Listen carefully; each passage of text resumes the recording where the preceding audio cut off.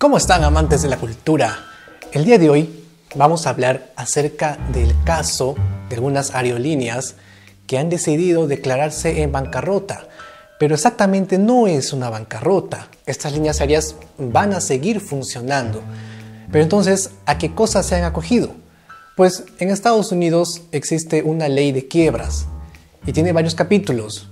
Uno de ellos es el capítulo 11. El capítulo 11 de la Ley de Bancarrotas de Nueva York habla acerca de proteger a la empresa mientras ésta se reestructura y se reorganiza para poder pagar a sus acreedores. Mientras tanto puede seguir funcionando. Pero mejor expliquemos esto por partes. Para empezar, ¿quiénes son los acreedores de una empresa, en este caso una línea aérea? Los acreedores son aquellos a quien la empresa le debe dinero.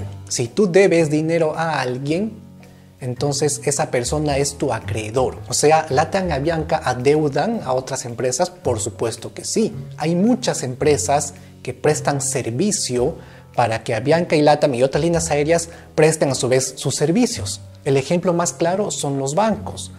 Tanto LATAM como Avianca en distintos países deben dinero a bancos porque se han prestado. Pero muchos pensarán, oye, ¿y estas empresas no tienen mucho dinero? ¿Por qué tienen que deber? Lo que pasa es que una línea aérea suele reinvertir su dinero y mientras eso pues se va adeudando y va a ir pagando. Se adeuda y va pagando.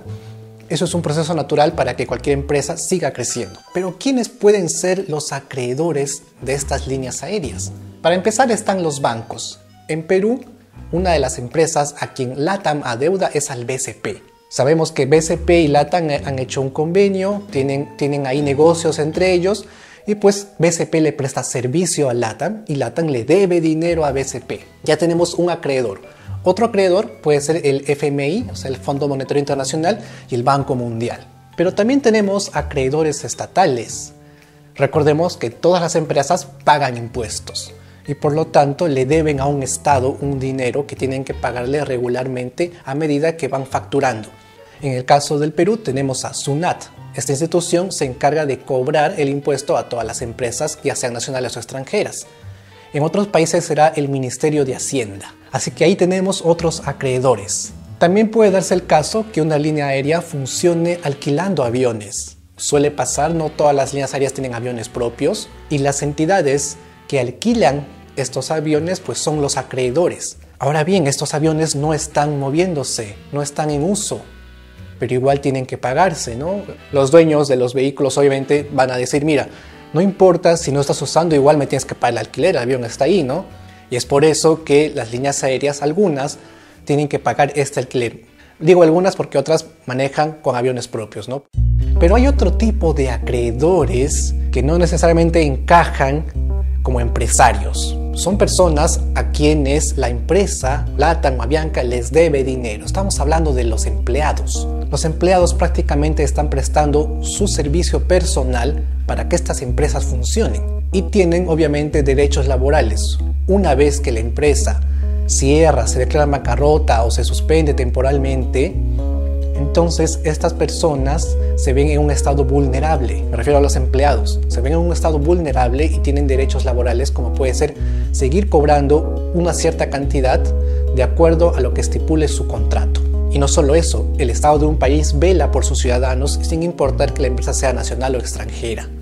Otro tipo de acreedor, entre comillas, porque igual es una persona a quien la empresa le debe dinero, son los clientes. Si un cliente ha comprado un paquete, ha comprado un pasaje y no se ha visto beneficiado con el servicio correspondiente, entonces esta empresa le debe dinero. Por lo tanto, es una especie de acreedor. Obviamente, en el mundo financiero, llamar acreedor se refiere específicamente a aquellas entidades, instituciones o empresas que prestan un servicio a otra empresa. Existe un acreedor conocido de LATAM Airlines que se llama Alianza Oneworld. Si has viajado en LATAM, habrás escuchado este nombre, Alianza Oneworld, que congrega no solo a una línea aérea, sino a varias líneas aéreas. LATAM le debe a su propia Alianza Oneworld casi 15 millones de dólares. Exactamente son 14.8, ¿no? Este es un dato de Aeronoticias, que es un portal peruano. Entonces, estas líneas aéreas, tanto LATAM como Avianca, no pueden pagar a sus acreedores porque prácticamente no están funcionando. No tienen clientes. Por lo tanto, se ven en la obligación de acogerse a una ley de quiebra. Y la que más les conviene es la de Estados Unidos. ¿Por qué la de Estados Unidos? Porque los juzgados de allá protegen a las empresas para que puedan reorganizarse, reestructurarse, o sea, reinventarse, y para que hagan tratos con sus acreedores para ampliar los plazos de pago, que les cobren con menos intereses, etc. Y mientras tanto, los acreedores no pueden demandar a la empresa, porque hay una protección que está fundado en el capítulo 11 de la Ley de Quiebras de Nueva York. Porque normalmente, si una persona te debe dinero y no te la está pagando, y hay un contrato ahí por escrito que te va a pagar a cierto tiempo con tantos intereses, tú a esa persona le puedes demandar civilmente para que le embarguen. Igual sucede con los bancos. Si el banco te presta dinero y no lo puedes pagar, llega un momento en que te embarga. Pero si tú eres una empresa que le debes dinero al banco y de pronto te declaras en bancarrota, te acoges a esta protección judicial, entonces ese banco no te puede demandar. Lo único que pueden hacer es tener un nuevo trato y llegar así a un acuerdo para que la empresa le pague al banco con mayores facilidades. Es decir, la deuda no se elimina. El hecho que una empresa se acoja a la ley de bancarrotas no significa que sus deudas se eliminan. Significa que los acreedores ya no pueden demandar. Lo único que pueden hacer es hacer nuevos tratos. Es aplazar las deudas, es cobrar menos intereses o qué sé yo. Lo que ellos acuerden. Pero ¿qué pasa si los acreedores no están de acuerdo con el nuevo contrato de pagos? ¿Qué sucede?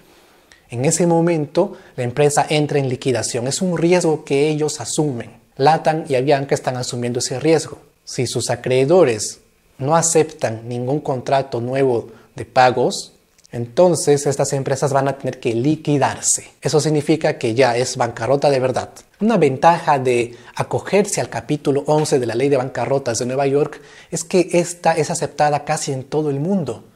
Casi todos los estados, incluyendo Perú, Chile, Argentina, casi todos los estados respetan esta ley, esta disposición financiera de Estados Unidos. ¿Por qué LATAM no se acogió a la ley de bancarrotas en Chile? ¿Por qué? ¿Por qué lo hizo en Estados Unidos? Lo que sucede es que en Estados Unidos hay pocas quiebras, en cambio en Chile hay más. Además, en Estados Unidos le garantiza protección de los juzgados. En Chile no hay tanto eso. Es una situación de conveniencia. Existen otros capítulos dentro de la Ley de Quiebras de Nueva York, como por ejemplo el capítulo 7. Allí sí se habla de un cierre total. Si una empresa se acoge al capítulo 7, significa que ya desaparece, se liquida. Y mientras se liquida, nadie les puede demandar ni embargar.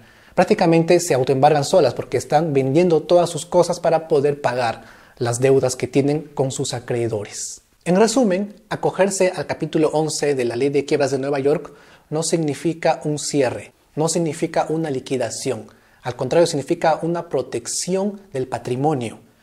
Tanto LATAM como Avianca tienen un patrimonio de aviones, oficinas, edificios, tienen un montón de cosas en su haber. LATAM quiere proteger todas sus cosas para que no le embarguen, pues, ¿no? Y para protegerlo, pues, se acoge a la Ley de Quiebras capítulo 11. El caso de Avianca es muy particular porque ya estaba con números rojos desde hace tiempo, desde hace años. Esta empresa de origen colombiano ya se estaba reorganizándose, ya estaba reestructurándose. En el año 2017, un grupo de pilotos, un sindicato de pilotos colombianos entró en huelga y fueron despedidos. Avianca también estuvo envuelto en otros escándalos conocidos a nivel público, como interceptaciones telefónicas, lo que llamamos chuponeos acá, en Colombia lo llaman las chuzadas. Y no solo eso, también hubo otros escándalos públicos con la empresa Airbus. Esta empresa fue acusada de corrupción para vender sus aviones y para que se archiven los casos tuvo que pagar una fianza altísima, carísima en Estados Unidos. Y obviamente Avianca estuvo salpicada por ese escándalo. Y así Avianca venía arrastrando varios problemas y pues su base en Perú decide eliminarla, decide liquidarla. O sea, se acoge, al igual que LATAM, se acoge Avianca al capítulo 11 de la Ley de Bancarrotas de Nueva York y de pasadita, de taquito, elimina su base en Perú. O sea, Avianca Perú ya no existe. ¿Y qué debe pasar o qué debería pasar cuando una empresa elimina su base en cierto país, en este caso el Perú? ¿Qué debería pasar? Que debería liquidarse su patrimonio en este país. Pero resulta que no hubo tal liquidación porque Avianca se llevó todo. Todas las cosas que tenía en Perú se las llevó. Pero la pregunta sigue abierta. ¿Por qué Avianca decidió eliminar su base en Perú? ¿Por qué? Según ellos, dice que no tenía mucha rentabilidad, no le generaba mucha rentabilidad operar en territorio peruano. Y una cosa que puede explicar eso es que la facturación se hacía en Panamá. ¿Esto qué significa? Que si tú comprabas un pasaje en Avianca, esto se facturaba en Panamá y el Estado peruano solamente reconocía el 25% del valor de ese pasaje y de ese 25% se pagaba el impuesto al Estado peruano. No se pagaba del 100%. ¿Por qué Panamá? Pues sabemos todos que Panamá es un paraíso fiscal. Pues ahí está la razón por la que Avianca no tiene ningún problema en eliminar su base en Perú. Ya no le genera rentabilidad, pues, ¿no? Y tal parece que esta desaparición de la base en Perú de Avianca ya venía a verse desde hace mucho. Ya se estaba pensando hacer. Antes Avianca tenía 9 rutas a nivel nacional en el Perú. Y hasta antes de desaparecer tenía solamente una ruta que es Cusco-Lima, Lima-Cusco, nada más. No operaba a otras ciudades como lo hacía antes. Es un proceso de desaparición que ya ha estado maquinado desde hace mucho tiempo y que poquito a poco se ha estado dando. Y ya pues con la crisis de hoy, fácilmente lo han hecho de una vez por todas. El día clave fue el 10 de mayo, donde Avianca anunció públicamente al mediodía que la base en Perú desaparece y que se acogen a la ley de bancarrotas de Estados Unidos. Asimismo, se llevaron todos sus aviones, todas sus cosas que tenían en el Perú, no dejaron nada para que el Estado peruano no le pueda embargar nada. Al no existir una empresa llamada Avianca Perú, los trabajadores peruanos que laboraban en esta empresa y que están ahorita en la calle, no tienen trabajo, pues no pueden denunciar, no pueden pedir porque no haya nadie a quien reclamar. La empresa no existe. Es por eso que digo, pues Avianca se está lavando las manos, ¿no? Y esto no lo digo yo, esto ha sido denunciado por el secretario general del Sindicato de Pilotos Peruanos de Avianca Perú, el señor Eric Mori. Él ha denunciado todo esto públicamente.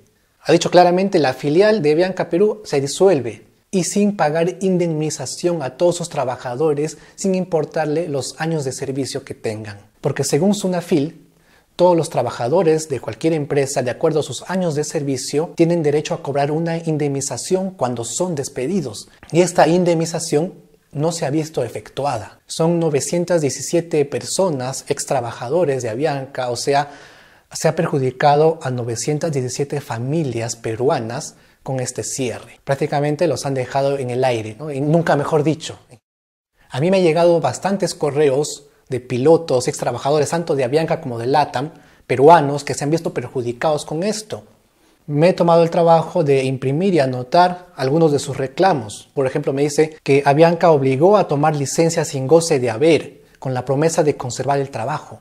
Eso sucedió en un principio, pero luego al final, cuando el Estado declaró la suspensión perfecta, pues Avianca aprovechó ese momento y declaró a toditos en suspensión perfecta. Pero la suspensión perfecta, ¿qué significa? Significa que conservas tu trabajo, no te pago, pero conservas tu trabajo, no te despido. Eso significa suspensión perfecta. ¿Pero qué ha hecho Avianca? Ni siquiera ha hecho eso. O sea, declaró el cese de los trabajadores diciendo que eso era suspensión perfecta. Sin embargo, en Sunafil nunca apareció ningún trámite de suspensión perfecta alguna. ¿Para qué se acoge Avianca a la suspensión perfecta si va a cesar a sus trabajadores? No tiene sentido.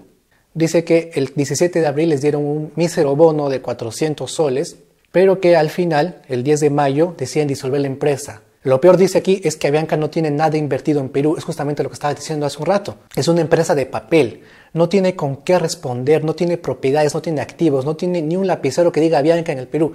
El día 1 de mayo, dice aquí, se ha denunciado que Avianca se llevó 6 aviones vacíos del Perú. Asimismo se han llevado repuestos, herramientas caras, todo lo que estaba en sus almacenes, en los hangares, todo eso se han llevado y no tienen nada invertido en el Perú, no tienen edificios, no tienen absolutamente nada. Todas las instalaciones, oficinas, edificaciones de Avianca eran alquiladas y todos sus bienes que estaban en el Perú, pues se los han llevado. Avianca Perú ya no existe, amigos. Para finalizar este video les comento que esto no ocurre solamente con las empresas aéreas. Hay un montón de empresas que se están aprovechando y están haciendo cosas similares. Muchos trabajadores de distintos sectores de la producción están quedando en la calle prácticamente. Esperamos que el Estado peruano, a través de Sunafil y a través de otras entidades afines, hagan respetar los derechos laborales de todos los trabajadores del Perú. Eso ha sido todo, amigos. Espero que este video haya sido de vuestro interés total. Siempre voy a ser la voz de ustedes cuando una empresa pisotee sus derechos. Me despido de este video Ya sabes que puedes seguirme a través de las redes sociales que están en la descripción. Mi nombre es Hugo Javier y nos vemos en un próximo video. Hasta pronto.